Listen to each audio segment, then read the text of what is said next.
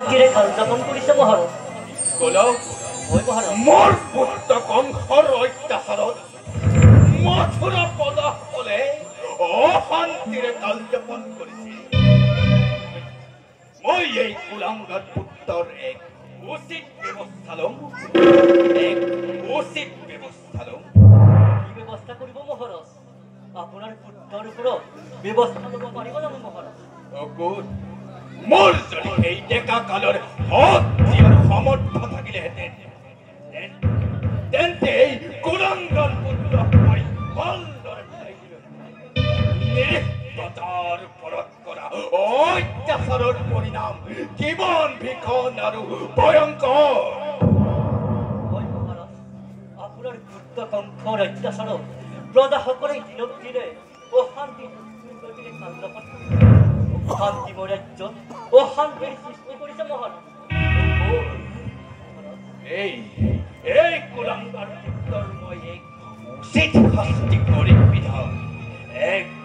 উচিত শাস্তি কৰিম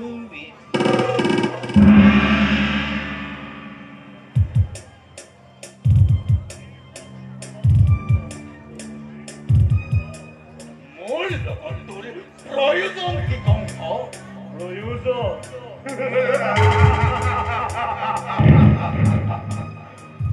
অতি মহান তুমি এই বৃদ্ধ বয়সত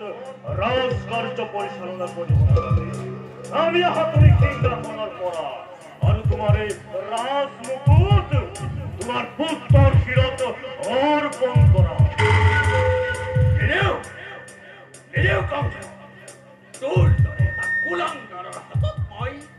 মথুৰাৰ ৰাজ সিংহাসন আৰু ৰাজমুকুট অৰ্পণ কৰি মথুৰাবাসীক বিপদৰ মুখত ঠেলি নিদিওঁ এতিয়াই মোৰ সন্মুখত পিতা নিদিওঁ চোৱা পিতা কি ধৰণে মই বলপূৰ্বক